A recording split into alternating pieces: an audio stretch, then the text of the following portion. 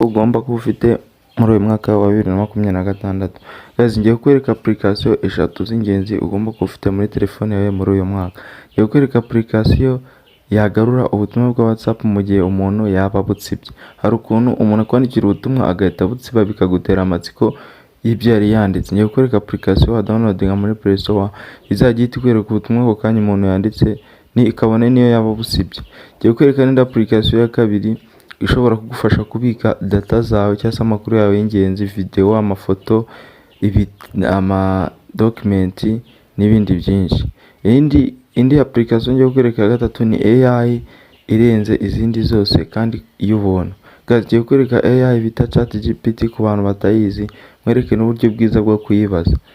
Natinze mu magambo rero, ngiye gutangira mbereka na application ya mbere. Nyaboneka niba utarakora subscribe, kora subscribe kugira tujye tuguma tubane mu biganiro bya buri munsi. Wibuke kulikinga iyi video, ikibazo cyangwa igitekerezo wandike muri comment kandi usharing inshuti iyi video. Tudatinze mu magambo reka ntagere mbere kajya mugiye kubana ni Mr Teacher again. Va muri Play Store ya telefone yawe. Play Store.